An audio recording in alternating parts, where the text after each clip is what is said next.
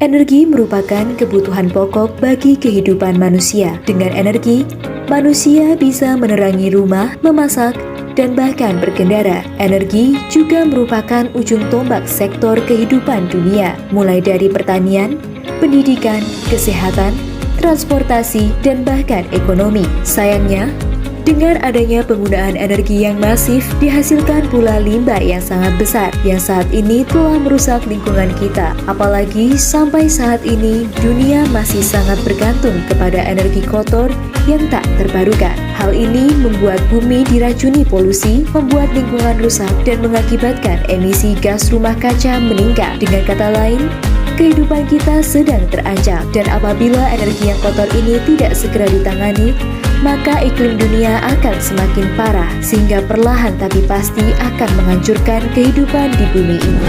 Salah satu penyebab masalah tersebut adalah masih lambatnya laju transisi dari energi kotor menjadi energi baru terbarukan, terutama di Indonesia. Namun ironisnya, masyarakat sendiri masih kurang terpapar akan informasi dan edukasi mengenai energi baru terbarukan, padahal mereka merupakan penggerak bagi transisi energi kotor menjadi terbarukan. Maka dari itu, di era kemajuan informasi ini diperlukan platform yang mampu mensinergikan antara sumber informasi dan edukasi mengenai energi baru terbarukan. Menjawab tantangan zaman, zonaebt.com hadir berdiri sejak April tahun 2021 sebagai platform media informasi dan edukasi terkhusus energi baru terbarukan. Zonaebt.com menyajikan informasi-informasi hangat mengenai perkembangan energi terbarukan di Indonesia yang tentunya dikemas dalam konten menarik. Kami percaya masyarakat memiliki andil yang besar untuk menggerakkan perubahan, dimulai dengan hal kecil, yakni kesadaran akan keberlangsungan energi terbarukan di sekitarnya. Guna memberi informasi dan edukasi menyeluruh kepada masyarakat, kami mengulas berbagai informasi energi terbarukan dalam beberapa kategori, yakni aneka energi baru terbarukan, kendaraan listrik, bisnis terbarukan, lingkungan, dan lain sebagainya. Saat ini, jangkauan informasi Zona EBT sudah tersebar ke penjuru negeri. Sesuai dengan moto kami, sebar terbarukan. Mari ciptakan masyarakat yang sadar akan energi baru terbarukan bersama Zona EBT. Selamat malam kami ucapkan kepada narasumber dan juga EBT Heroes yang hadir pada malam hari ini. Pada kesempatan kali ini kita akan berbincang dan membahas proyek mengenai topik yang sedang in sekali nih, yaitu tentang keahlian berbasis standar, bagaimana sertifikat kompetensi mendorong pertumbuhan karir di sektor panel surya.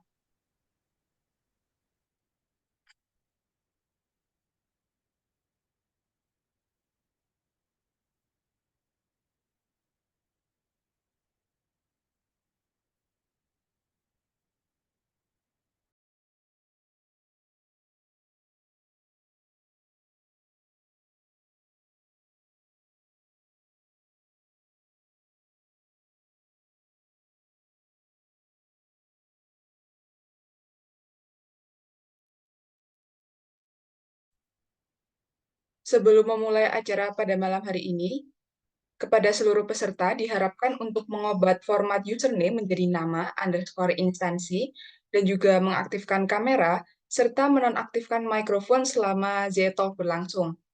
Nanti kita akan membuka sesi tanya jawab bagi peserta yang ingin bertanya boleh dikeep terlebih dahulu atau pertanyaannya bisa dituliskan di kolom Q&A.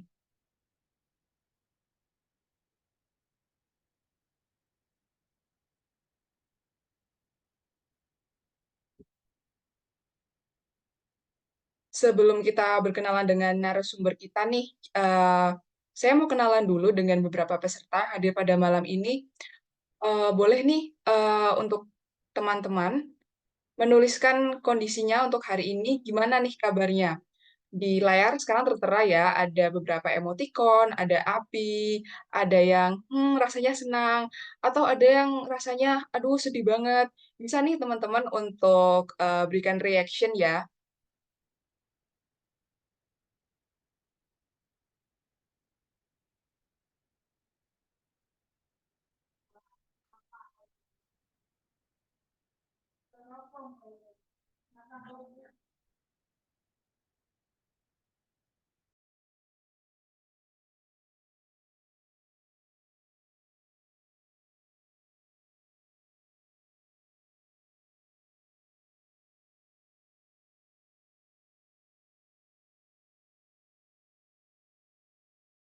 Wow, ada nih teman kita, salah satu teman kita atas nama Ardiansyah Mizra Ibrahim udah ngasih emoticon. Wow, seneng banget buat ikut Zetalk malam ini.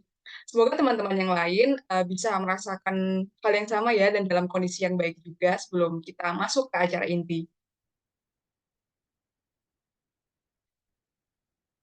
Nah, nggak lupa juga kita ada acara bagikan ceritamu mengikuti Z Academy dengan cara membagikan foto ataupun video selama kelas berlangsung dengan menceritakan ilmu dan materi yang kemudian dikemas secara kreatif dan menarik. Bagikan cerita ini melalui unggahan Instagram dan jangan lupa untuk tag Zona EBT juga. Pastikan teman-teman udah follow Instagram Zona EBT serta udah join grup WhatsApp-nya nih. Nah, untuk 3 peserta dengan cerita yang paling menarik dan kreatif akan mendapatkan hadiah seru dan spesial dari Zona EBT. Pemenangnya akan diumumkan melalui grup Z Academy dan juga Instagram Zona EBT. Jika ada pertanyaan lebih lanjut, bisa diajukan di grup atau menghubungi official WhatsApp Zona EBT dalam nomor yang tertera. Next, kita juga ada proyek yang baru aja akan launching di tanggal 1 sampai 23 Maret ini, yaitu bootcamp pertama dan perdana dari Zona EBT yang berjudul Solar PV Engineer Online untuk meningkatkan karir solar PV. Di sini bisa teman-teman lihat bahwasannya untuk mahasiswa dan umum kita punya spesial harga potongan yang besar-besaran nih. Dan juga kalau teman-teman lihat dari benefit yang kita berikan itu nggak cuma-cuma banget loh. Lalu kalau teman-teman lihat di bagian pelaksanaan nih, di situ uji sertifikasinya akan dilaksanakan langsung di kantor BPSDM di Jakarta Timur. Jadi acaranya ini hybrid gitu ya teman-teman. Dan hybridnya itu juga teman-teman uji sertifikasinya bisa langsung di kantor BPSDM, di kantor partnership kita yang sudah menemani perjalanan zona EBT nih. Nah, teman-teman kalau ingin mengetahui lebih lanjut, bisa klik ini link zonaebt.com/bootcamp 1.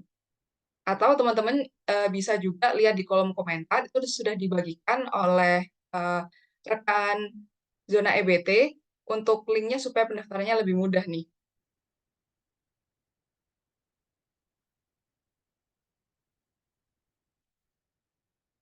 Jangan lupa juga untuk memfollow sosial media Zona EBT, yaitu untuk Instagram kita ada di zonaebt.com dan untuk Facebook kita ada di Zona EBT juga, LinkedIn-nya Zona EBT.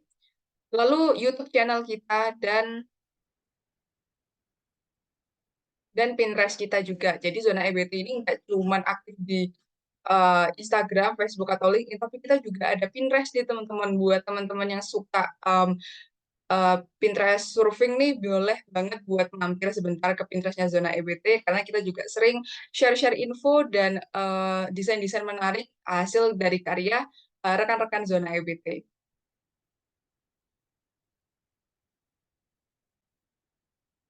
Lalu ada rules untuk talk show. Nah, di sini peserta wajib mengenakan pakaian bebas rapi. Boleh dicek dulu nih sebelum teman-teman on cam apakah pakaiannya udah bebas rapi. Lalu jika sudah, teman-teman bisa langsung mengganti nama dengan format nama underscore asal instansi. Lalu peserta wajib menonaktifkan mikrofon dan menyalakan kamera selama acara talk show berlangsung. Peserta dapat mengaktifkan mikrofon ketika sudah dipersilahkan oleh MC. Peserta dilarang untuk mencoret-coret, membuat kegaduhan baik melalui chat maupun via mikrofon, atau bertindak tidak sopan di depan kamera selama acara talk show berlangsung. Peserta wajib mengikuti peraturan selama acara talk show berlangsung. Jadi, no coret-coret, no ada kegaduhan ya teman-teman. Mikrofonnya mungkin bisa dicek lagi, yang belum dimatikan, bisa dimatikan, dan bisa menggunakan virtual background yang udah di-share di grup WA juga.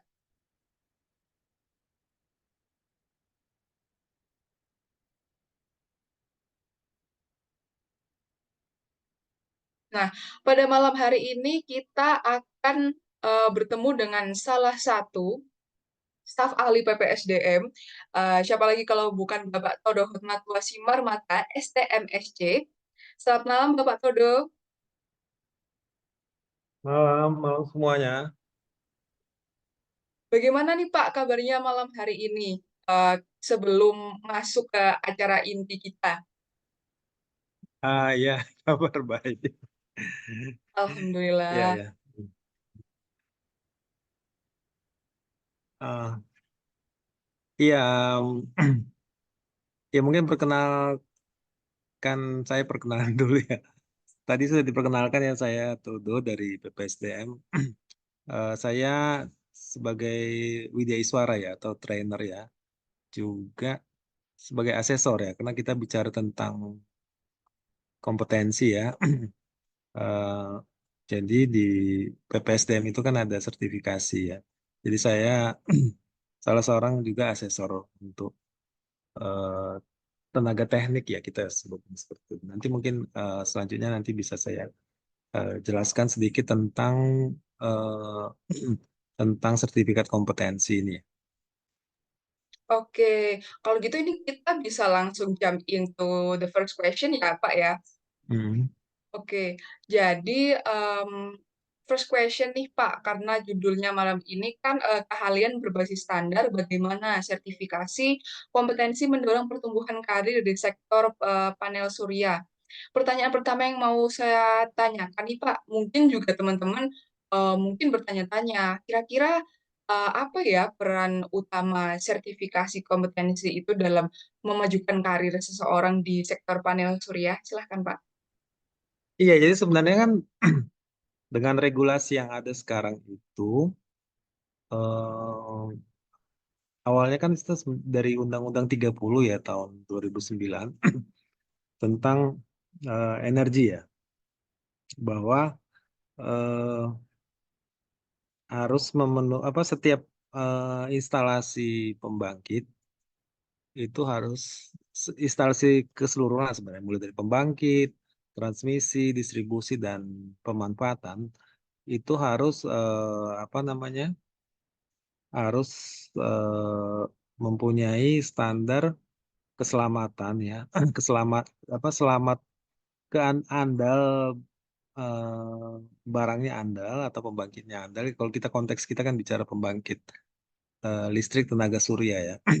Dia harus andal. Yang kedua dia harus aman, aman terhadap eh, si pengguna, juga aman eh, juga terhadap lingkungan, kira-kira seperti itu ya.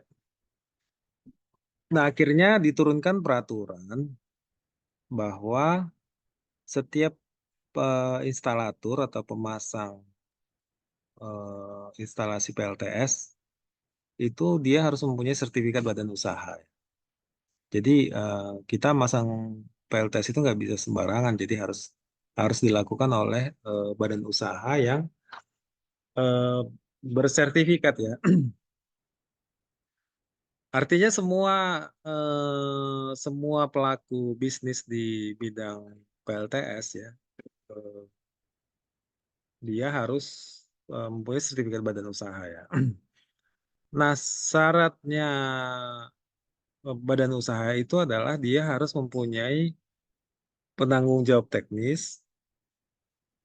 eh, jadi kira-kira gini, jadi dia ada 3 klasifikasi ya perusahaan itu, ada yang kecil, menengah, dan besar ya. Jadi kalau klasifikasi kecil dia harus mempunyai satu penanggung jawab teknis yang level 5 ya, dan satu tenaga teknis yang level 3 ya, artinya bersertifikat ya. Eh, untuk yang menengah, untuk yang menengah, jadi yang kecil itu di bawah 2,5 miliar ya ininya, modal dasarnya. Yang menengah itu dia persyaratannya dia harus punya satu penanggung jawab teknis yang level 5 dan 2 tenaga teknik. Sedangkan yang besar itu satu PJT level 5 dan tenaga teknisnya 5 orang yang level 3 ya. Jadi gitu.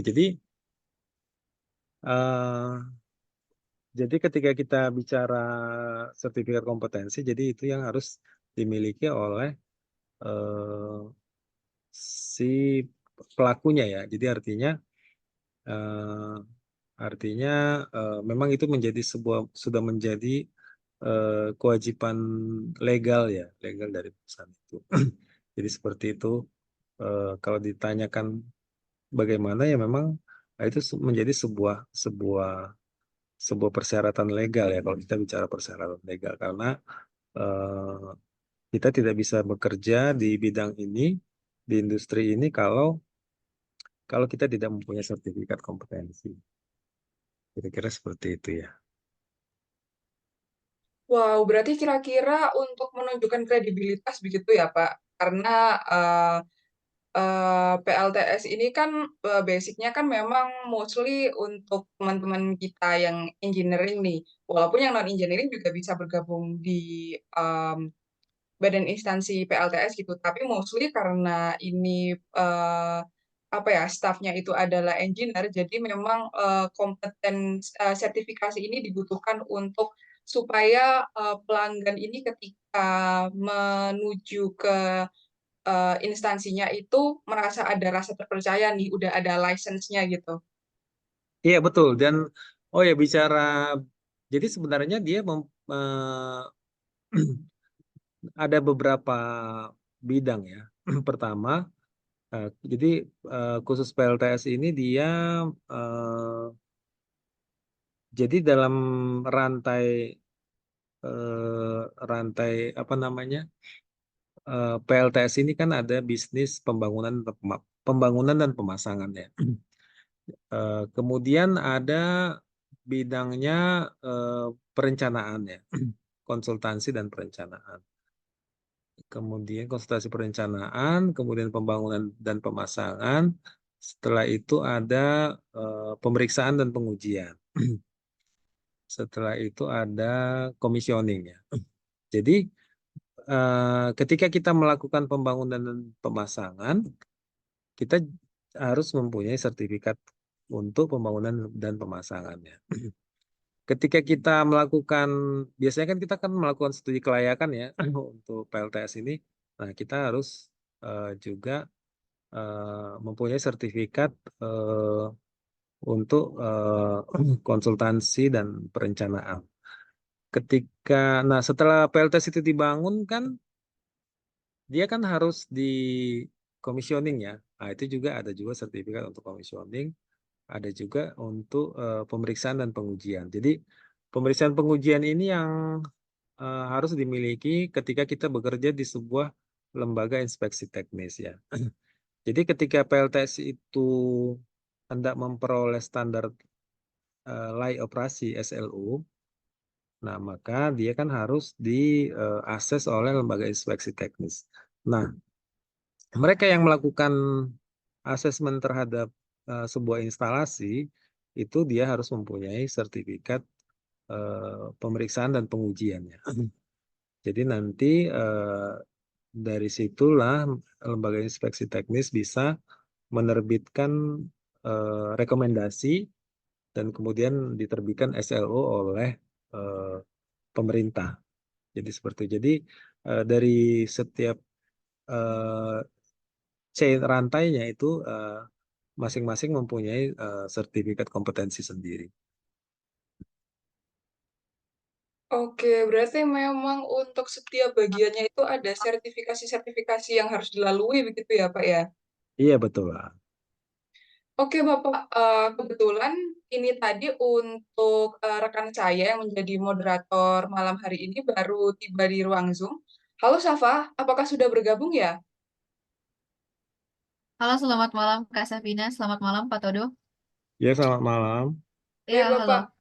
Kalau begitu untuk kelanjutan acaranya saya serahkan kepada rekan saya Safa ya, Pak. Terima kasih Bapak Ya. Todo. Silahkan Safa. Baik, terima kasih Kak Safina.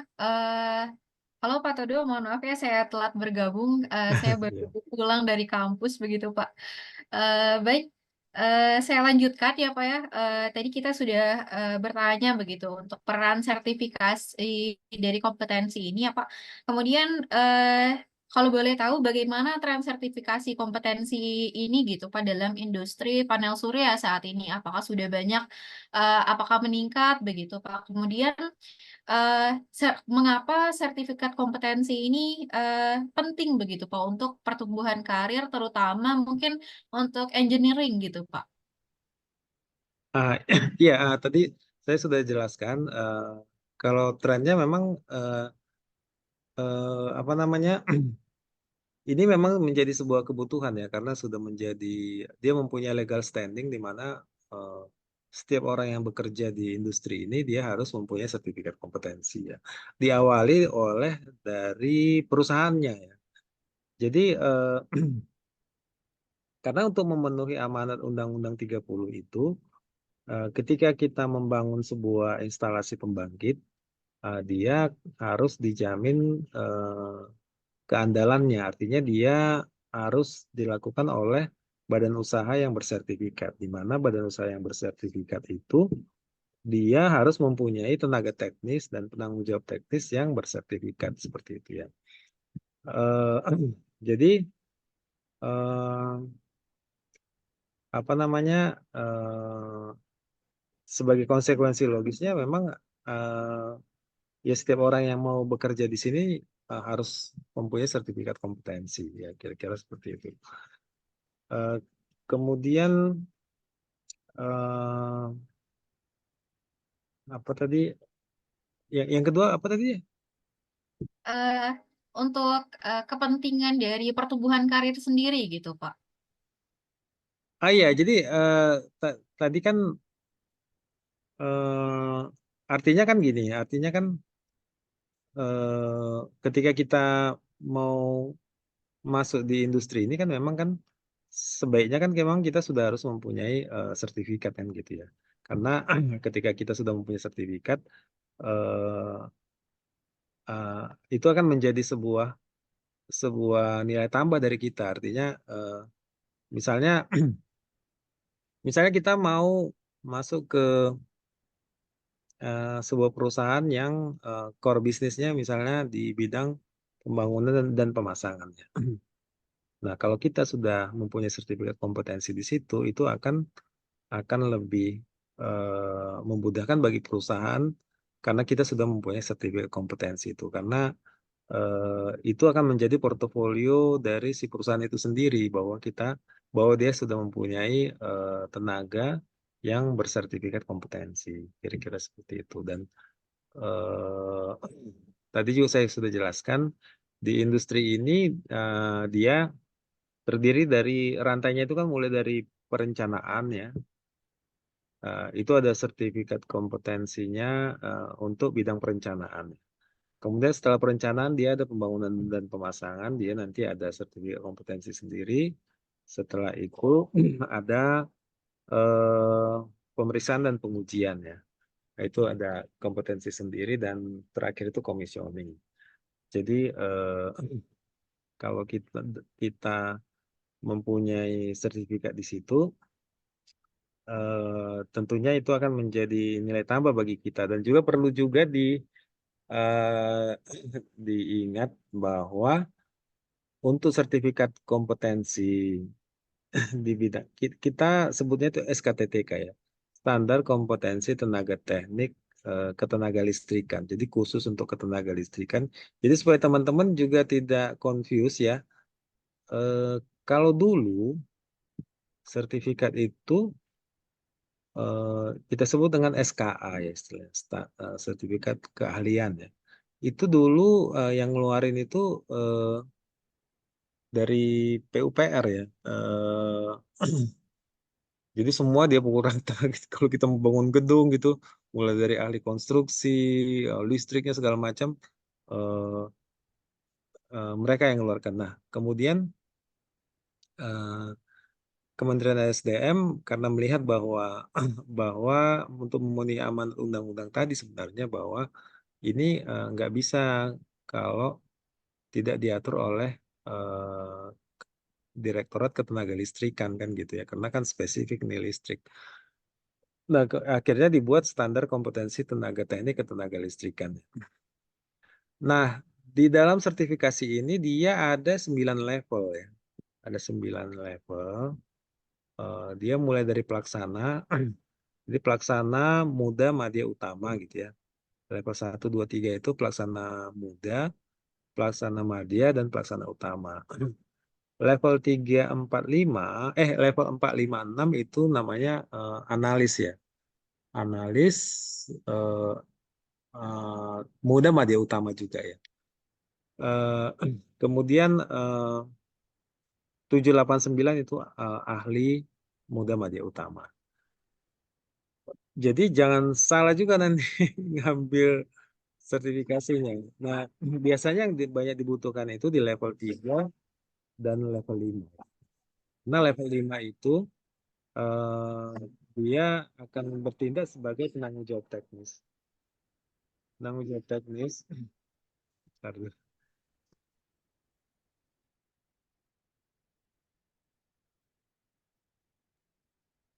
Jadi tadi juga saya sudah jelaskan kalau perusahaan itu perusahaan kecil, dia perlu penanggung jawab teknis dan tenaga teknis ya. Penanggung jawab teknisnya itu level 5, sedangkan tenaga teknisnya itu level 3 ya. Jadi yang kecil, menengah, dan besar. Kalau yang besar itu dia untuk mendapatkan sertifikat badan usaha, untuk yang klasifikasi besar, dia perlu level 5-nya 1, level 3-nya eh, level 3-nya 5 ya. Nah, itu kan untuk satu sertifikat badan usaha aja ya. Jadi badan usaha itu atau perusahaan itu juga harus disertifikasi. Jadi persyaratan. Nah, misalnya perusahaan itu punya line of business, misalnya dia mulai dari perencanaan, pembangunan dan pemasangan. Biasanya kan EPC kan gitu ya. eh, Pembangunan pemasangan dan commissioning ya. Berarti kalau dia mempunyai 3 sertifikat, berarti dia butuh tenaga teknis yang tersertifikat itu 15 ya, 3 kali 5, dan penanggung jawab teknisnya 3 ya. Jadi jadi seperti itu kebutuhan kebutuhan dari sertifikat kompetensi ini, dan sudah tentu itu akan berkorelasi dengan apa? Akan berkorelasi dengan kita sebagai sebagai engineer ya, misalnya seperti itu. Iya, jadi itu ya. Jadi tadi saya bilang levelnya itu ada level 1 sampai 9. Jadi teman-teman perlu juga memahami eh, bidang apa yang mau diambil kan gitu ya. Nah, untuk melihat bidang apa yang diambil itu nanti bisa membuka SKTTK website dan jadi nanti di Google aja SKTTK DJK ya. SKTTK DJK ESDM, nanti kita bisa melihat peta kompetensinya sehingga nanti eh, kita tidak salah ketika mengambil eh, sertifikat kompetensi. Kira-kira seperti itu, atau bisa saya share ya? Boleh, Bapak. Misalnya.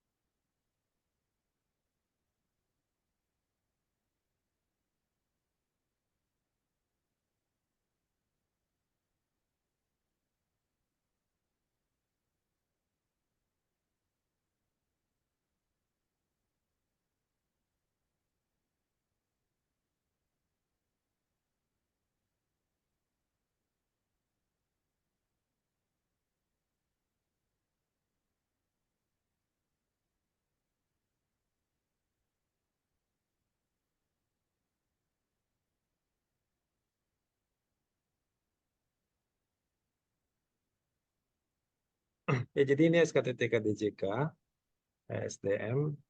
Nah, kita lihat di situ ada download ya. Ini download.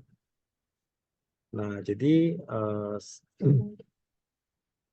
Jadi untuk bidang pembangkit, karena PLTS ini kan pembangkit ya.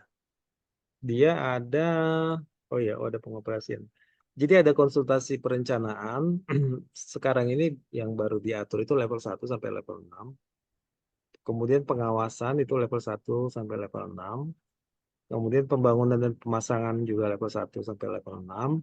Kemudian ada pemeriksaan dan pengujian itu level 2 sampai level 6.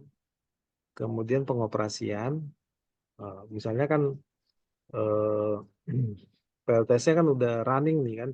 Nah, itu kita juga ada sertifikat untuk pengoperasian dan juga pemeliharaan. Jadi contoh nanti misalnya yang sering misalnya pembangunan dan pemasangan ya.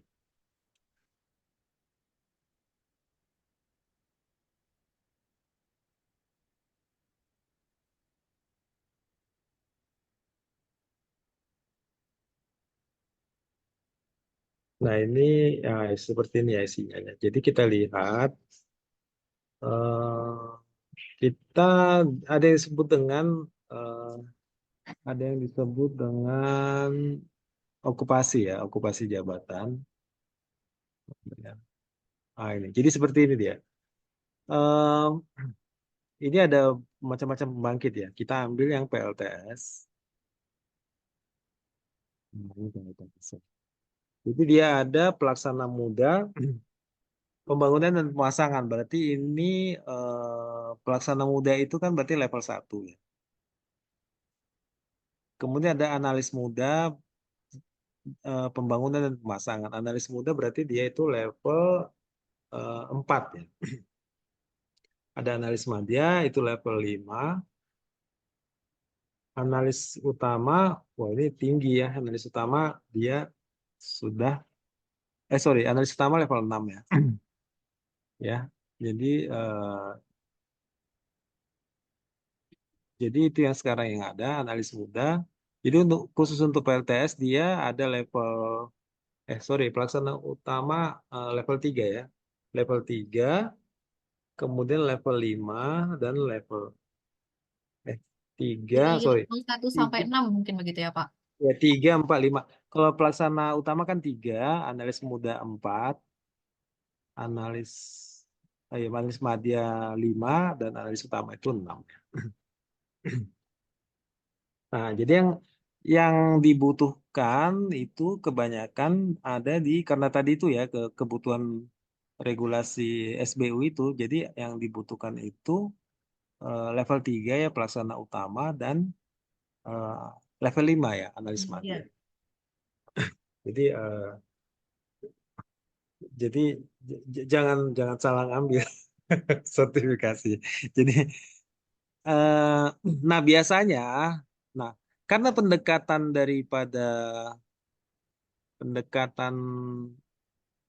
apa filosofinya ya itu seperti ini ya sebentar ya.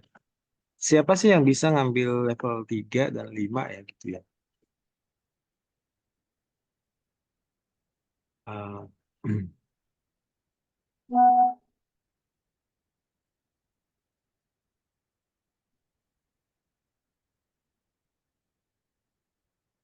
Nah, kira-kira seperti ini.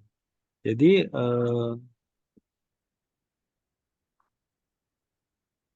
sorry ya, bukan.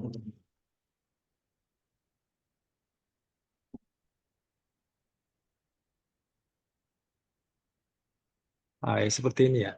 Jadi pendekatannya itu ada dua ya, pendekatan dengan pendidikan formal ataupun dengan pengalaman ya, pengalaman individual. Jadi misalnya gini ya, misalnya kita S1 ya, S1 kan D2, D3, ini D4, S1 ya. Jadi kita misalnya mau ngambil level 5 ya. Kita mungkin kan belum punya pengalaman ya. Kita belum punya pengalaman, tapi karena kita mempunyai pendidikan formal S1, berarti eh, eh, berarti masih masih klop lah ya.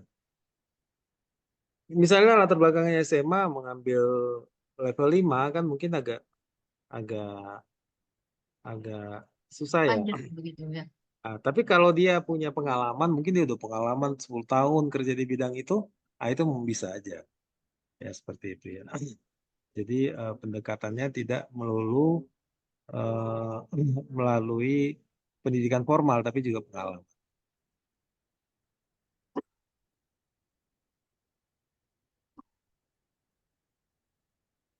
Nah, mungkin masih berhubungan begitu Pak dengan yang barusan Bapak jelaskan begitu ya. Tadi kan kita lihat ada banyak gitu ya. Tadi Bapak bilang juga jangan sampai salah ambil sertifikasi gitu mungkin ya Pak. Nah, mungkin tadi karena banyak gitu Pak. Secara umum mungkin kira-kira apa saja yang perlu disiapkan begitu Pak untuk mengambil kompetensi terutama di sektor panel surya, apakah ada persyaratan khusus gitu Pak yang perlu dipenuhi? Apakah harus ada lulusan tertentu begitu Pak atau lain-lain begitu? Eh, iya tentunya memang kan pendidikannya kan yang relevan ya. Misalnya kan em, ya paling nggak kan pendidikannya teknik ya. Pendidikannya teknik. Kemudian ya itu tadi kalau pengalaman kan mungkin lebih lebih gampang ya. Tapi biasanya kan kadang-kadang kan karena kita baru lulus kuliah ya, eh, mungkin kan pengalaman belum ya. Tapi setidaknya eh, kalau S1 gitu ngambil level 3 mungkin nggak terlalu problem sebenarnya kalau nah biasanya eh, dalam proses uji, oh ya mungkin saya jelaskan ininya kali ya sebentar ya. Eh, proses ujinya ya, bentar ya.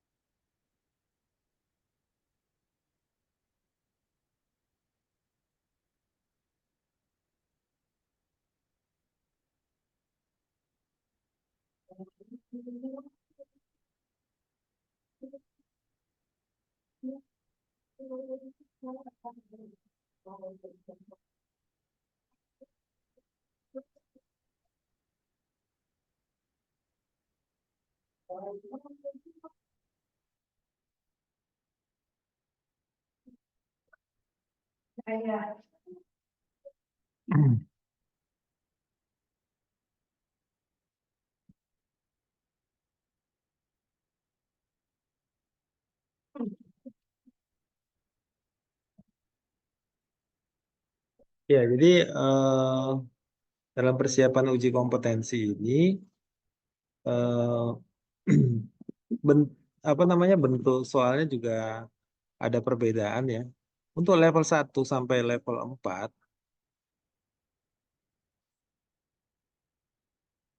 ya. Ini kan pelaksana atau operator dan teknisi muda ya atau analis muda. Eh, dia komposisi soalnya seperti ini ya. Ada soal esainya 10, soal pilihan gandanya 10, benar salahnya 10, menjodohkan 10, memberikan label 10. Nah, setelah uji tulis akan dilakukan uji praktek. Eh, Nah, uji praktek ini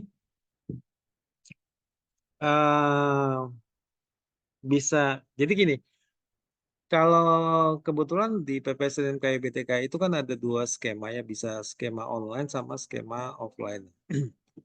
Nah, kalau untuk skema online, eh, kita bisa memperagakan pekerjaan sesuai dengan SOP atau instruksi kerja ya, yang sesuai dengan okupasi jabatan ya. Apakah kita sebagai sebagai apa namanya pembangunan pemasangan atau sebagai pemeliharaan, sebagai operator gitu ya. Jadi kita bisa membuat video di katakanlah sebuah instalasi PLTS ya. Kemudian kita memperagakannya dan kemudian di video kan bisa diupload di eh, di LSK. Eh, kalau kalau yang offline ya kita bisa praktek di tempat kami ya di Ciracas. Nanti si asesor akan minta kita memperagakan sesuai dengan okupasi jabatan ya. Nah, setelah itu baru nanti dilakukan uji lisan. Dan ini asesornya itu untuk satu orang itu 3. Ada 3 asesor ya. Ada 3 asesor. Eh, Nah, setelah itu nanti dilakukan interview. Nah, dari interview nanti baru kemudian akan diputuskan apakah si peserta itu kompeten atau belum kompeten. Untuk yang level 5 dan 6, dia berbeda. Justru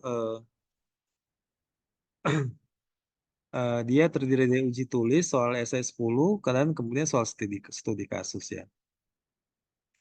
Nah, kemudian dia membuatkan, jadi nanti ada standar laporannya. Mereka membuatkan pemaparan soal studi kasus itu dengan ya mungkin ada ya seperti paper lah ya, ada pendahuluan, deskripsi masalah, kemudian analisis, kemudian solusinya seperti apa, dan rekomendasi seperti itu. Jadi dia nanti dia tidak, karena level 5 ini kan levelnya supervisor ya. Jadi dia tidak tidak bekerja secara langsung ya. Jadi dia memaparkan ini. Nanti yang dinilai oleh asesor adalah ya case yang diajukan ya. Bagaimana sih? Kalau level 5 itu dia artinya sudah bisa melakukan inovasi, dia bisa apa namanya? Membuat SOP, dia bisa melakukan inovasi, dia bisa memecahkan permasalahan lah. Kira-kira seperti itu. Ya. Jadi Oke. tadi ya itu yang harus dipersiapkan. Kira-kira seperti itu. Saya notice tadi juga di awal ada ini ya Pak, selain dari pengalaman di lapangan begitu Pak, salah satunya ada dari pendidikan gitu. Nah, bagaimana asosiasi ataupun lembaga pendidikan untuk mendukung persiapan dari sertifikasi kompetensi ini gitu Pak? Apakah nantinya akan bekerja sama dengan PPSDM ataupun bekerja sama dengan lembaga sertifikasi kompetensi begitu Pak? Eh, Sebenarnya kan beberapa perguruan tinggi kan dia mempunyai program apa sertifikat pendamping ijazah ya kalau nggak salah ya. Nah itu biasanya kan dia bekerja sama. Kami juga punya kerjasama juga dengan beberapa perguruan tinggi. Jadi yang yang mengarrange dari perguruan tinggi seperti itu.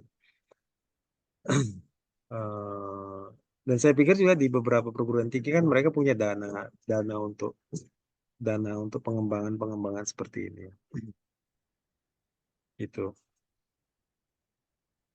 Iya Pak, menilai kan kalau kita menyerap pekerja gitu, mungkin ya kebanyakan itu dari perguruan tinggi sendiri mungkin ya Pak ya. Iya. Iya kalau iya kalau kita bicara eh, mahasiswa ya belum artinya kan belum belum terjun ya. Nah, nah biasanya yang model yang dilakukan seperti itu. Jadi di perguruan tinggi itu kan ada dana apa namanya gitu pengembangan gitu ya. Jadi beberapa perguruan tinggi itu mengalokasikan untuk memberikan sertifikat ke mahasiswanya. eh, Istilahnya sertifikat pendamping ijazah. Jadi begitu dia lulus, dia sudah mempunyai sertifikat kompetensi. Kalau setelah lulus ya berarti harus mandiri. Mandiri. Tapi ya nggak tertutup kemungkinan juga kan kita juga bisa mandiri misalnya satu orang ya. Misalnya satu orang misalnya datang ke kami, nanti kan dibarengkan sama peserta lain kan dari perusahaan lain. Seperti itu. Jadi bisa aja kalau mandiri misalnya perorangan nanti kita biasanya gabungkan dengan peserta lain atau institusi lain atau perusahaan. Oke, eh, kemudian Pak, perkembangan dari panel surya ini kan cukup pesat ya Pak, apalagi di global gitu Pak, baik di global maupun nasional gitu. Nah, apakah nantinya ada peran dari pendidikan ataupun lembaga pelatihan-pelatihan gitu, Pak, mengenai sertifikasi kompetensi gitu yang akan menyokong ataupun mendukung dari kompetensi keahlian dari individu tersebut gitu, Pak. Iya, itu tadi saya bilang. KMI sendiri juga eh, mempunyai kerjasama juga dengan beberapa perguruan tinggi. Jadi dosennya itu kami sertifikasi sebagai asesor. Jadi kami punya asesor-asesor yang berprofesi sebagai dosen ya di perguruan tinggi, sehingga mereka juga bertindak sebagai asesor ya. Eh, Kalau peran perguruan tinggi ya itu tadi ya paling eh, kalau mereka punya dana pengembangan seperti itu, kita kerjasama nanti mereka merekrut mahasiswa yang sudah semester akhir dan untuk melakukan sertifikasi. Jadi eh, sampai saat ini kerjasama. Ada juga misalnya perguruan tinggi yang melakukan pelatihan ya, melakukan pelatihan. eh, Ya kami sendiri juga kan melakukan pelatihan. Sebenarnya kan core bisnis kami sebenarnya kan awalnya kan pelatihan. Dan kemudian setelah itu dilakukan sertifikasi. Kira-kira seperti itu. Nah, mungkin nantinya teknologi itu akan terus bertambah gitu ya, Pak, akan berkembang gitu. Nah, dengan berkembangnya teknologi, mungkin nanti juga akan diupdate mengenai syarat-syarat dari kompetensi sendiri gitu, Pak. Apakah ada langkah koordinasi gitu dari lembaga sertifikasi dengan lembaga-lembaga pelatihan ataupun perguruan tinggi gitu, Pak? Em, jadi gini, jadi kan yang tadi saya sampaikan itu kan adalah SKTTK ya, Standar Kompetensi Tenaga Teknik Ketenaga Listrikan. Nah, SKTTK ini sendiri sebenarnya eh, dinamis ya, bisa berubah ya. Atau eh, dia kan akan berkembang terus ya. Seperti tadi yang saya sampaikan kan dia kan cuma sampai level 6 ya. Sementara level 7, 8, 9 kan belum dibuka. Nah, disitulah peran dari para stakeholder. eh, Biasanya kan nanti inisiasinya bisa dari ESDM atau bisa juga inisiasinya dari perguruan tinggi atau dari LSK, Lembaga Sertifikat Kompetensi, atau stakeholder lainnya untuk mengusulkan eh, perubahan standar kompetensinya atau membuat standar kompetensi baru. Dan itu kemudian nanti dikonsensus, istilahnya konsensuskan ya. Jadi setelah disusun, nanti semua asesor di lembaga sertifikat kompetensi itu diundang. Jadi kayak kami juga sudah beberapa kali mengikuti konsensus. Jadi nanti diforumkan lah ya, diforumkan, disampaikan kompetensi apa standar kompetensinya, dan kemudian kalau ada revisi nanti kita akan akan bicara eh, apa perbaikan-perbaikannya. Nah, setelah direvisi nanti itulah proses konsensusnya ya. Nanti disepakati dan itu menjadi sebuah keputusan dan kemudian di apa namanya diundangkan lah ya atau dimasukkan sebagai kompetensi baru. Jadi perannya seperti itu ya. Lembaga pelatihan, lembaga sertifikat kompetensi, perguruan tinggi itu semua kita undang. Oke, baik Pak. Mungkin apa saja gitu tantangan umum yang mungkin terjadi ataupun dihadapi individu-individu dalam selama proses mendapatkan sertifikasi kompetensi ini, Pak? Em, Sebenarnya kan eh, kadang-kadang gini, kadang-kadang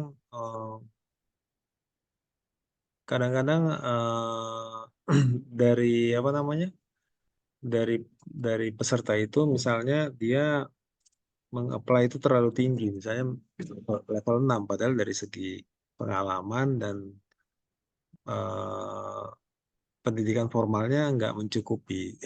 Jadi seperti itu. Jadi di situ sebenarnya ketika kita eh, mencoba apa mengapply lah ya, mengapply sertifikasi ya, kita kan harus melihat juga yang cocok untuk kita itu yang mana gitu ya. Atau kadang-kadang karena dari perusahaan dia tidak punya sumber daya, kadang-kadang misalnya orang berlatar belakang ekonomi misalnya, kemudian diajukan untuk melakukan sertifikasi. Nah, itu juga jadi problem karena ketika kita melakukan asesmen, ya enggak, jadinya kan nggak kompeten. Jadi banyak kejadian gitu kan, karena perusahaan-perusahaan ini sebenarnya tujuannya hanya untuk mencari sertifikat badan usaha ya, tapi dia sebenarnya tidak mempunyai sumber daya kan. Dan sertifikat kompetensi ini kan mengikat ya.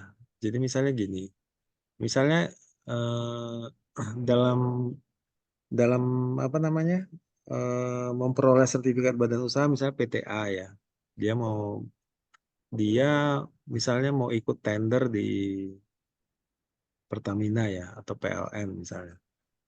Persyaratannya adalah sertifikat badan usaha pembangunan dan pemasangannya.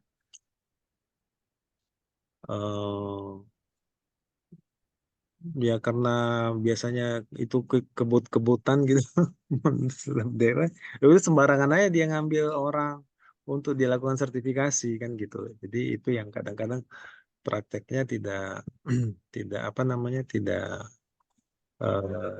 sesuai lah, sehingga itu menjadi tantangan sendiri. Sebenarnya kan kalau dibilang tantangan ya seharusnya kan tidak seperti itu sebenarnya yang dilakukan ya. Seharusnya yang ya orang yang memang yang emang sudah bekerja di situ atau yang kompeten dari latar belakang pendidikan formal ataupun pengalaman yang diajukan untuk memperoleh sertifikat ya. Tapi kadang-kadang kan perusahaan ini jalan pintas hanya untuk memenuhi persyaratan administrasi tender gitu.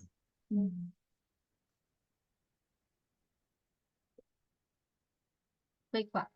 Kemudian kalau boleh saya tanya begitu, bagaimana pemegang sertifikasi kompetensi ini gitu dapat menggunakan sertifikat ini untuk ke jejaring yang lebih luas di internasional gitu, jejaring profesional di industri panel surya ataupun peluang kerjanya gitu, Pak, di tingkat global gitu. Eh, Kalau kita bilang untuk tingkat global sebenarnya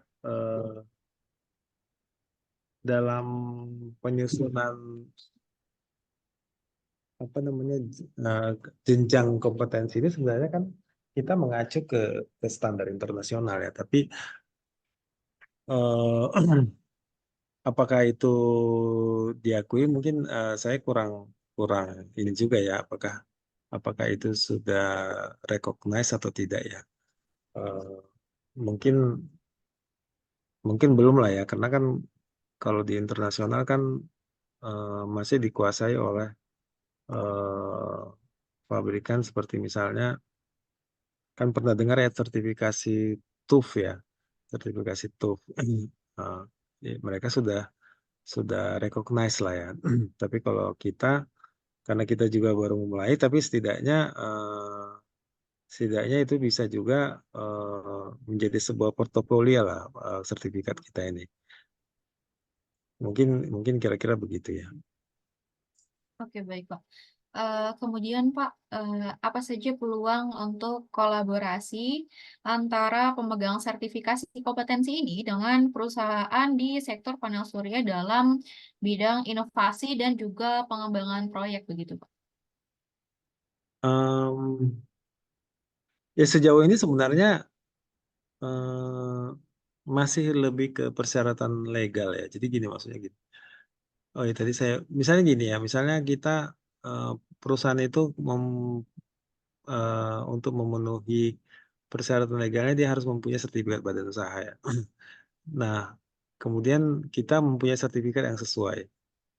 Nah itu mengikat. Jadi gini, kita nggak bisa melamar ke perusahaan lain kalau kalau sertifikat kita sudah dipakai di perusahaan A. Jadi kita nggak bisa misalnya resign gitu terus kerja di perusahaan B, kita menggunakan sertifikat itu. Jadi seperti itu apa namanya posisinya dari sertifikat ini. Kalau untuk inovasi, kalau menurut saya sih itu eh, eh, apa ya? Ya mungkin kalau misalnya pemegang sertifikat ini mempunyai sebuah komunitas, mungkin mungkin saja kan itu bisa bisa dilakukan untuk inovasi atau tukar informasi tentang industri ini ya. Karena kan sekarang kan juga kan banyak masih banyak apa namanya hambatan-hambatan sehingga market PLTS ini kan tidak tidak terbentuk dengan baik ya. Ya walaupun saya orang pemerintah kan sekarang kan PLN dan Pertamina kan juga ikut main ya. Tidak artinya marketnya jadi tidak terlalu terbuka ya. Karena PLN eh, sebagai pemegang mandat di bidang ketenaga listrikan eh, tidak apa namanya ya seperti apa namanya ya tidak mau menyerahkan itu ke private sector ya. Jadi saya pikir sih itu salah satu juga bottleneck kenapa eh, perkembangannya tidak terlalu eh, ya karena BUMN kan juga kan terbatas ya ininya ya. Terakhir mereka kan bangun yang besar itu yang di Cirata itu. Tapi jadi apa namanya? Ya jadi eksklusif. Tapi sebenarnya pembatasan-pembatasan itu juga menimbulkan inovasi-inovasi juga sebenarnya. Seperti misalnya sekarang kan tidak boleh ekspor katanya. Akhirnya kan si pabrik-pabrik tapi kan tetap perlu punya peluang untuk memasang PLTS kan. Sepanjang dia tidak mendesain bahwa PLTS itu tidak mengekspor listrik ya. Kemudian untuk di rumah tangga, kemudian sekarang yang berkembang adalah PLTS yang off grid. Jadi mereka tidak ekspor tapi mereka simpan di baterai. Jadi seperti itu. Jadi setiap ada tantangan pasti orang menjadi lebih inovatif sih. Oke, baik Pak. Sebelum saya beralih ke sesi Q&A, mungkin Pak ada pertanyaan terakhir dari saya. Eh, apakah ada saran ataupun tips yang dapat diberikan Bapak kepada mereka yang sedang mempertimbangkan untuk mendapatkan sertifikasi kompetensi di industri panel surya, Pak? Oh ya. Um, ya, kalau menurut saya sih kita kan melihat eh, tren kebutuhan sumber daya manusia itu ada kalau dari rantai tadi kan mulai dari perencanaan, pembangunan, pemasangan, operasi. Kalau saya lihat sih yang kebutuhannya besar itu di pembangunan dan pemasangan dan eh, pengoperasian dan pemeliharaan. Jadi di beberapa instalasi besar ya, mereka kan mempunyai kontra apa itu namanya? Kontra performance ratio ya katakanlah seperti itu ya. Jadi ada perusahaan yang invest, kemudian yang untuk yang mengoperasikan kan itu kan perusahaan lain kan gitu ya. Nah, jadi pengoperasian dan pemeliharaan ini juga saya pikir eh, sebuah bidang yang juga membutuhkan tenaga kerja yang besar. Jadi karena pertanyaan tadi tipsnya ya mungkin arahnya ke sertifikasi itu di pembangunan pemasangan dan itu pengoperasian dan pemeliharaan. Jadi kalau mau ambil Baik, sertifikasi, terima kasih. ambil di situ ya. Oke, oke. Baik, saya beralih ke sesi selanjutnya ya, Pak. Saya akan buka sesi Q&A untuk teman-teman yang sudah bergabung yang ingin bertanya. Boleh langsung bertanya di kolom Q&A yang ada di bawah, ataupun boleh mengangkat tangan, raise hand. Nanti saya akan persilahkan untuk on mic begitu. Di sini sudah ada satu pertanyaan, Pak, dari Bapak Santos dari BLK Don Bosco. Apa perbedaannya ujian kompetensi dan sertifikasi kompetensi dari ESDM dan yang dijalankan juga di bawah pengawasan BNSP, Pak? Ya, jadi memang tadi bicara sertifikasi, sebenarnya ada 3 ya. Yang pertama LPJK, LPJK itu adalah PUPR, itu untuk konstruksi ya.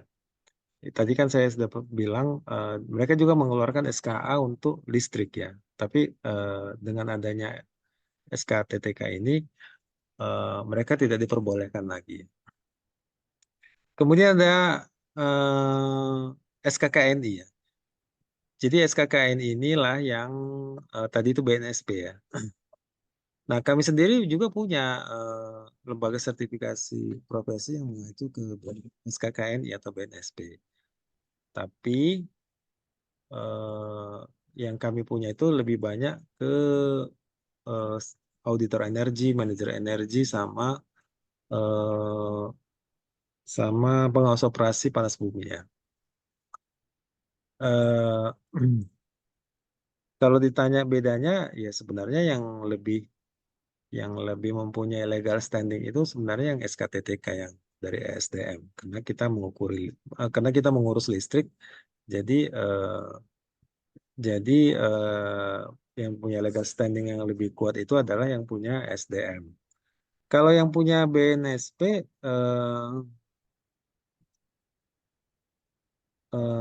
ya sebenarnya eh, tidak terlalu kuat dasar hukumnya, karena itu tadi, kan tadi sudah saya jelaskan ya bahwa orang kalau mau bikin perusahaan, mensertifikatkan perusahaannya sebagai sebuah badan usaha yang yang apa namanya, yang punya dasar hukum bisa memasang PLTS misalnya, dia harus ikut ke itu tadi, ke SKTTK ya. Jadi tadi apa perlunya uji kompetensi dan sertifikat kompetensi. Jadi ini namanya SKTTK ya. Standar Kompetensi Tenaga Teknik Ketenagalistrikan. Sedangkan BNSP itu namanya SKKN ya. Standar Kompetensi Ketenagakerjaan. Itu yang mengeluarkan adalah Kementerian Tenaga Kerja. Jadi gitu. Jadi perbedaannya di situ bahwa kalau yang BNSP itu eh, dilakukan oleh lembaga sertifikat profesi, sedangkan yang LSK dilakukan oleh lembaga sertifikat kompetensi. Jadi bisa saya ulangi lagi bahwa yang lebih mempunyai dasar hukum yang kuat itu yang punya SDM ya, karena sekarang itu sudah dipersyaratkan. Kalau kita mau, mungkin teman-teman nanti mau punya bisnis PLTS ya, bangun PLTS, dia harus tersertifikat perusahaannya, asli sertifikat badan usaha, kira-kira gitu. Oke, baik, terima kasih pertanyaan, Pak. Untuk teman-teman, ada yang mau bertanya lagi? Boleh langsung untuk teman-teman yang mau bertanya, boleh langsung di kolom Q&A yang ada di bawah, begitu teman-teman, atau boleh raise hand, nanti saya akan panggil, saya akan persilahkan untuk on mic, teman-teman.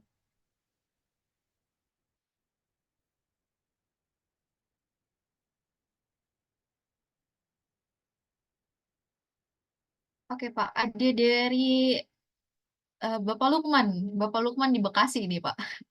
Assalamualaikum, selamat malam, izin bertanya. Apakah seseorang yang belum punya pengalaman dalam PLTS bisa mengambil ujian sertifikasi ini?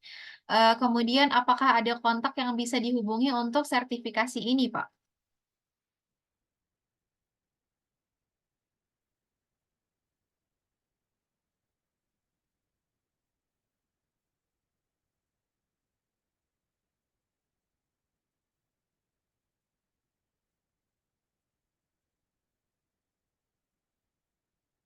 Ya, baik. Mohon maaf Pak, masih off mic-nya.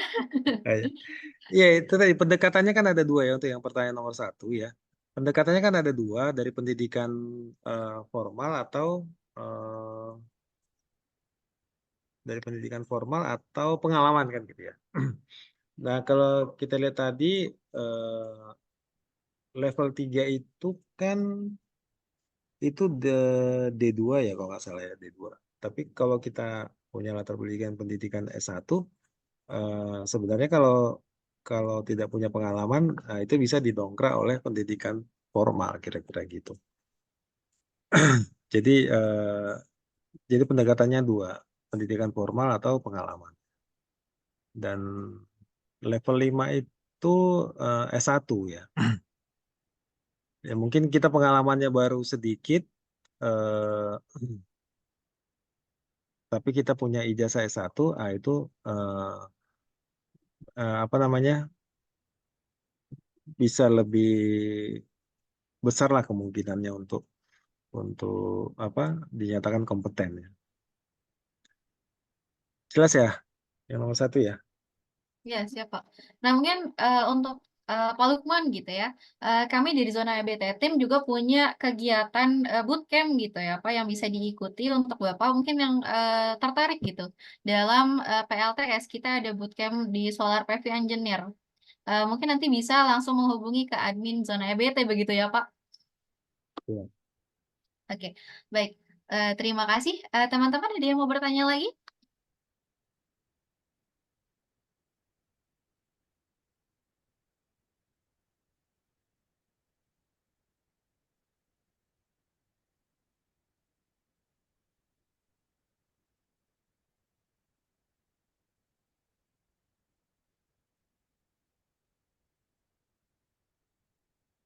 Oke, mungkin dari saya ada ya, Pak.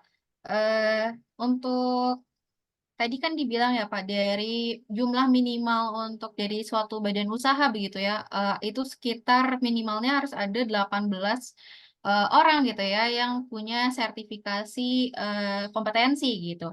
Nah, apakah dengan jumlah individu ini yang punya kompetensi ini ada output tambahan ataupun apa ya, pembeda gitu dari tiap badan usaha tersebut gitu? Iya, tadi maksud saya gini, misalnya badan usaha itu dia mau ikut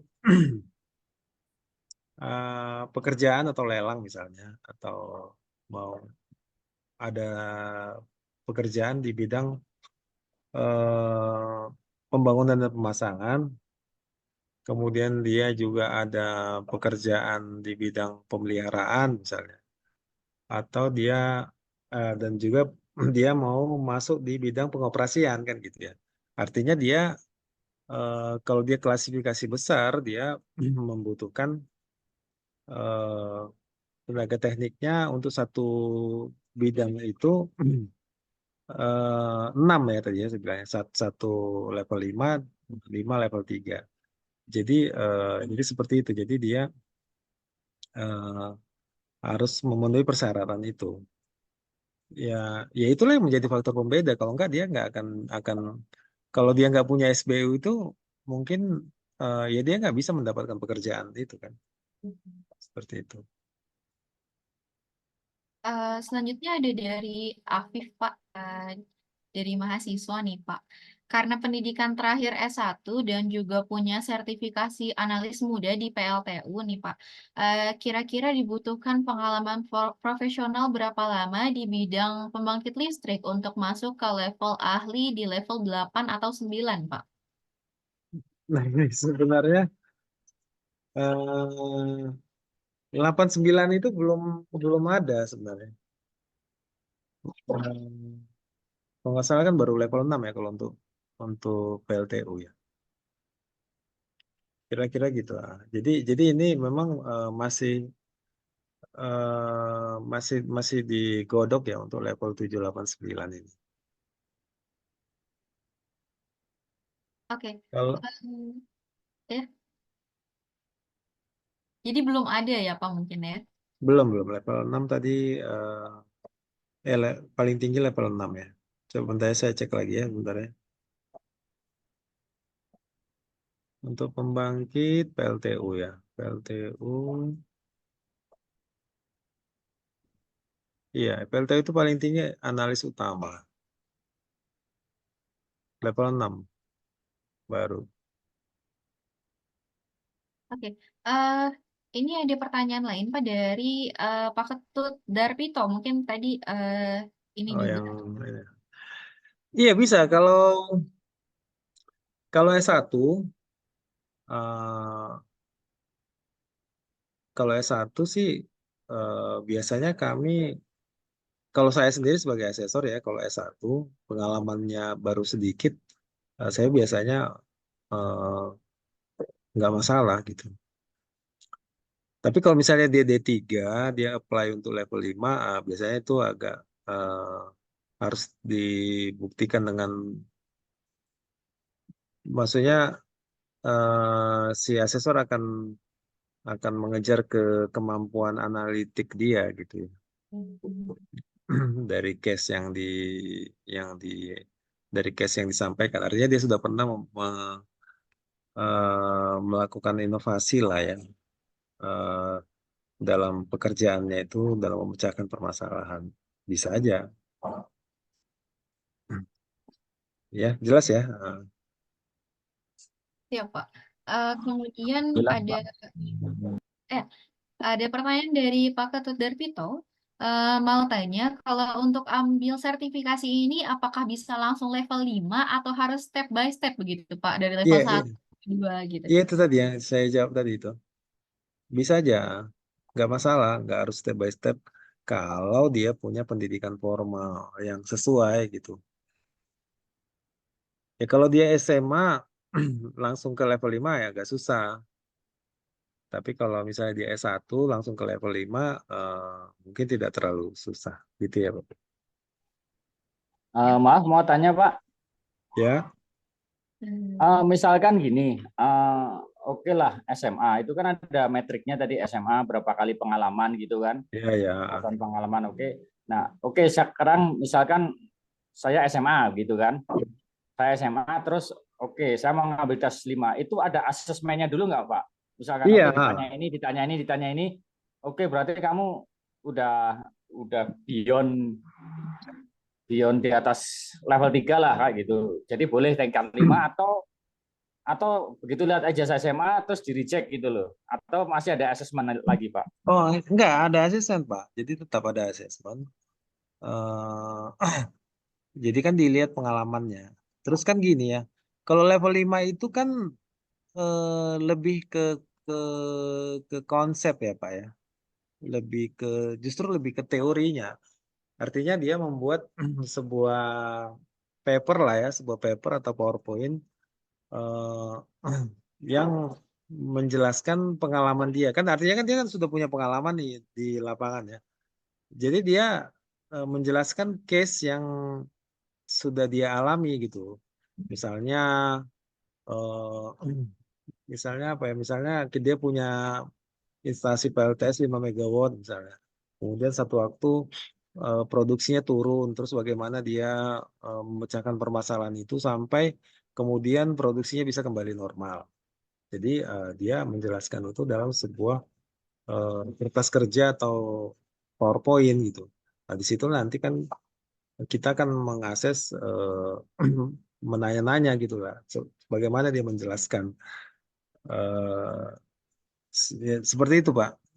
Tapi kalau misalnya biasanya sih kalau pengalaman saya sih eh, memang kadang-kadang memang pendidikan formal itu memang kalau sudah di level konsep memang eh, kadang-kadang itu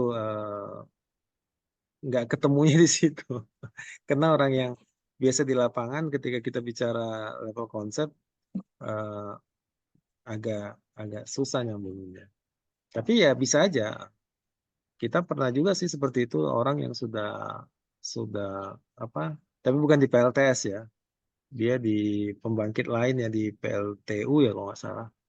Dia bisa menjelaskannya dan akhirnya ya nggak masalah dari SMA dia bisa level 5 juga. Jelas ya Pak? Ya, maaf Pak, kadang kan kita eh, ada misalkan kuliah di ekonomi gitu Pak, terus terjebak di dunia PLTS begitu kan, terus akhirnya menguasai gitu kan.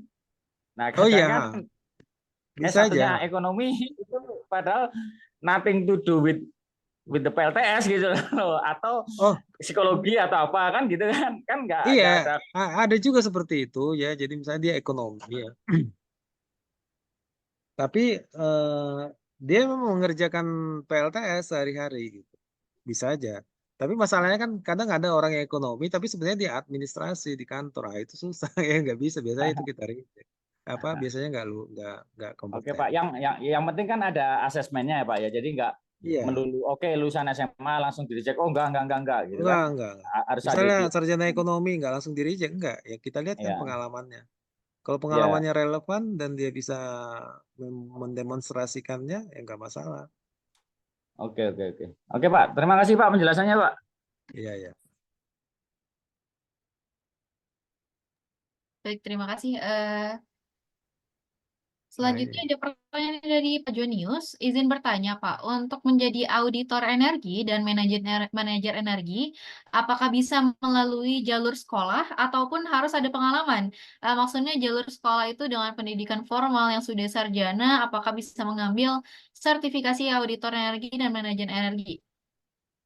Iya, pada pada prinsipnya bisa. Eh, kalau nggak salah saya D3 ya malah ya, auditor energi itu.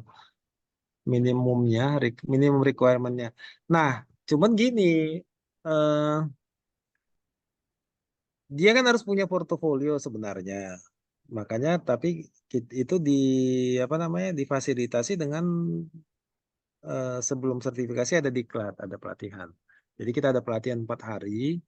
Nah, di pelatihan 4 hari itulah dia akan membuatkan dokumen portofolionya ya. Jadi kan auditor itu kan ada 7 unit kompetensi. Jadi mulai dari merencanakan audit, kick off meeting. Nah itu dia buat dokumen-dokumen itu. eh, Walaupun itu dilakukan dalam pelatihan, itu bisa dianggap sebagai portofolio. Jadi bisa ya. Oke. Dua kan? Eh, Dua pertanyaan tadi. Satu lagi apa ya? Auditor energi terus? Satu lagi auditor dan juga manajer energi, Pak. Oh iya ya sama. Jadi manajer energi itu kita pelatihannya 3 hari. Jadi nanti dia menyiapkan dokumen-dokumen sesuai yang sudah dilatih, itu dianggap sebagai portofolionya ya atau pengalamannya. Oke, baik. Ada pertanyaan dari Pak Zulkifli dari Bali. Eh, Bootcamp zona EBT itu setelah apakah mengeluarkan sertifikat keahlian dan apakah dengan sertifikat itu bisa diterima di dunia kerja? Mengingat dunia kerja EBT biasanya mempersyaratkan S1 engineering ataupun pengalaman beberapa tahun. Oke, izin menjawab mungkin dari saya sedikit ya Pak. Ya, Jadi ya. Bootcamp Zona EBT ini sendiri mengeluarkan 2 sertifikat ya Pak Zulkifli. Yang pertama ada sertifikasi kompetensi bersama PPSDM ya.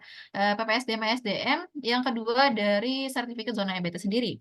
Nah, 2 sertifikat tersebut itu bisa Bapak gunakan untuk apply kerja ke perusahaan PLTS. Namun nanti juga pasti tetap akan direview lagi ya Pak oleh HR perusahaan tersebut ya Pak. Nah, zona EBT sendiri tadi salah satunya mungkin ya tadi mungkin ada lembaga-lembaga begitu ya yang membantu ataupun bekerja sama dengan lembaga sertifikasi begitu. Nah, zona EBT hadir mungkin untuk Pak Zulkifli yang tertarik begitu ya, bisa membantu menjembatani Bapak untuk nantinya bisa bekerja di dunia EBT begitu, Pak. Mungkin apa tadi ada yang mau ditambahkan? Iya, udah.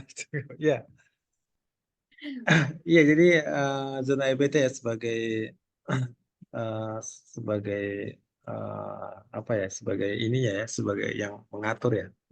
Jadi nanti sertifikasinya di PPSDM ya, pelatihannya di zona EBT mungkin gitu ya maksudnya ya, Pak. Iya,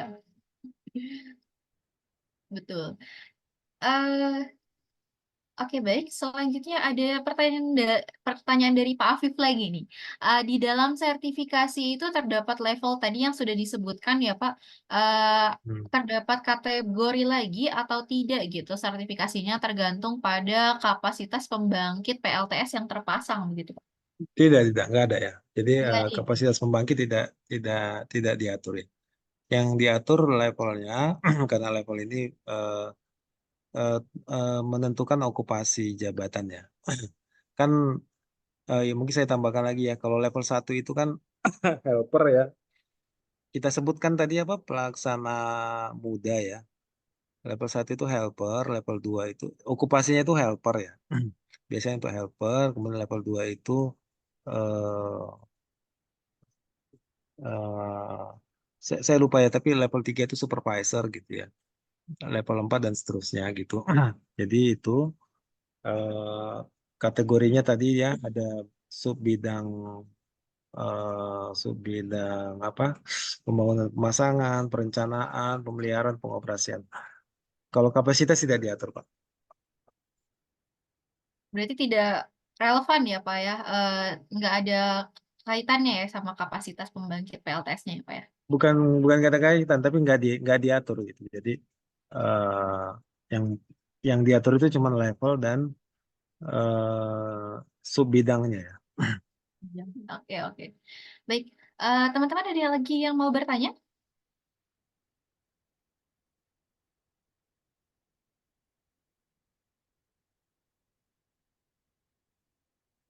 Ya, teman-teman sekali lagi, saya masih buka kesempatan untuk teman-teman yang mau bertanya pada malam hari ini.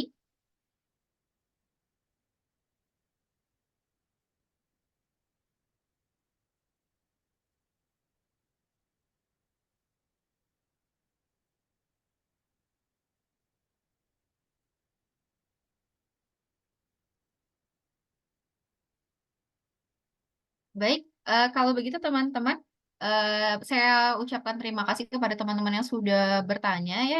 Ada dari Pak Santos, Pak Lukman, Pak Afif, Pak Ketut Darpito, dan juga Pak Zulkifli, dan juga Pak Jonius gitu ya. Terima kasih juga kepada Pak Todo yang sudah menjawab pertanyaan tadi ya Pak. Terima kasih jawabannya luar biasa sekali dan juga terima kasih kepada Bapak Todo sudah meluangkan waktunya Bapak pada malam hari ini untuk bergabung bersama kami. Oke, sesi selanjutnya ada sesi foto bersama Bapak. Untuk teman-teman yang hadir di sini mungkin bisa untuk on cam terlebih dahulu. Sebentar ya teman-teman untuk mengabadikan momen begitu ya. Boleh teman-teman yang sudah hadir untuk on cam begitu.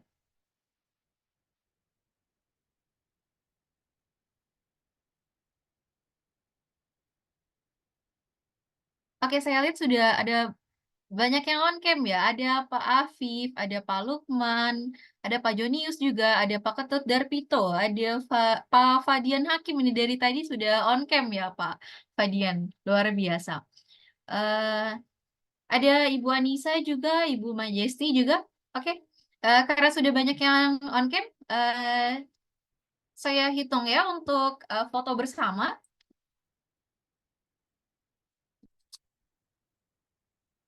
3, 2, 1. Untuk teman-teman yang belum bisa on cam juga mungkin boleh dikasih reaction ya teman-teman. Oke, baik. 3, 2, 1.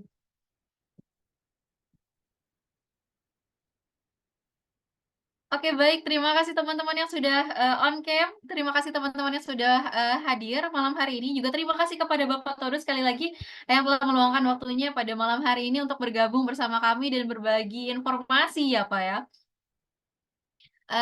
Saya persilakan Bapak untuk melanjutkan aktivitas begitu ya Pak ya. Oke, Bu. Izin live ya. Baik, terima kasih Bapak. Selamat malam.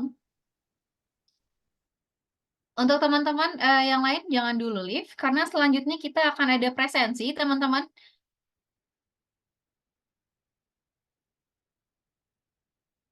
Nah, dilihat di layar teman-teman sudah ada presensi talk show, bisa teman-teman akses. Eh, Boleh ya di-scan QR-nya ataupun boleh di SS dulu gitu. Mungkin ada yang terkendala jaringan, nanti boleh diakses. Teman-teman di depan layar sudah ada QR gitu ya. Boleh diisi presensinya dan juga di meeting chat sudah ada link di http://zonaebt.com/presensi-ztalk. Oke, boleh diakses di sana teman-teman. Oke, saya hitung mundur 10, 9, 8, 7, 6, 5, 4, 3, 2, 1. Oke, baik. Terima kasih teman-teman yang sudah hadir pada malam hari ini. Jangan lupa nanti untuk bagikan cerita kamu mengikuti talk show. Dan juga jangan lupa untuk ikutan program-program lain dari Zona EBT. Di antara lainnya ada Solar PV Engineer Online Bootcamp Batch 1. Untuk teman-teman yang mau yang tertarik untuk ikutan, boleh langsung hubungi admin Zona EBT.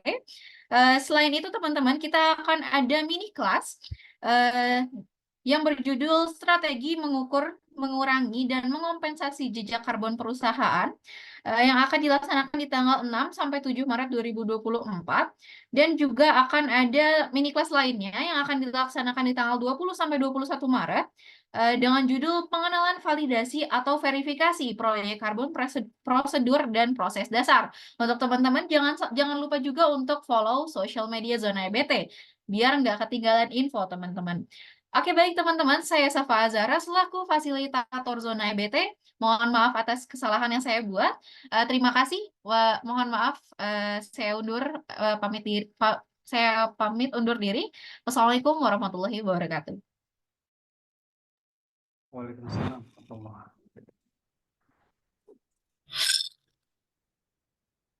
Energi merupakan kebutuhan pokok bagi kehidupan manusia. Dengan energi, manusia bisa menerangi rumah, memasak, dan bahkan berkendara. Energi juga merupakan ujung tombak sektor kehidupan dunia, mulai dari pertanian, pendidikan, kesehatan, transportasi, dan bahkan ekonomi. Sayangnya, dengan adanya penggunaan energi yang masif, dihasilkan pula limbah yang sangat besar, yang saat ini telah merusak lingkungan kita. Apalagi sampai saat ini, dunia masih sangat bergantung kepada energi kotor yang tak terbarukan. Hal ini membuat bumi diracuni polusi, membuat lingkungan rusak, dan mengakibatkan emisi gas rumah kaca meningkat. Dengan kata lain, kehidupan kita sedang terancam. Dan apabila energi yang kotor ini tidak segera ditangani, maka iklim dunia akan semakin parah, sehingga perlahan tapi pasti akan menghancurkan kehidupan di bumi ini. Salah satu penyebab masalah tersebut adalah masih lambatnya laju transisi dari energi kotor menjadi energi baru terbarukan, terutama di Indonesia.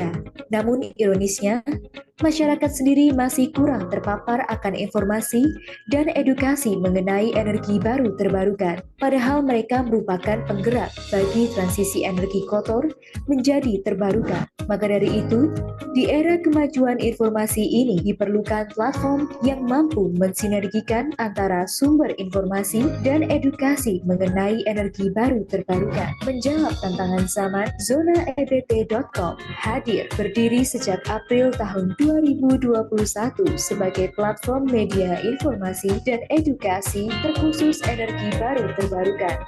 ZonaEBT.com menyajikan informasi-informasi hangat mengenai perkembangan energi terbarukan di Indonesia yang tentunya dikemas dalam konten menarik. Kami percaya masyarakat memiliki andil yang besar untuk menggerakkan perubahan, dimulai dengan hal kecil, yakni kesadaran akan keberlangsungan energi terbarukan di sekitarnya. Guna memberi informasi dan edukasi menyeluruh kepada masyarakat, kami mengulas berbagai informasi energi terbarukan dalam beberapa kategori, yakni aneka energi baru terbarukan, kendaraan listrik, bisnis terbarukan, lingkungan, dan lain sebagainya. Saat ini, jangkauan informasi Zona EBT sudah tersebar ke penjuru negeri. Sesuai dengan moto kami, sebar terbarukan. Mari ciptakan masyarakat yang sadar akan energi baru terbarukan bersama Zona EBT.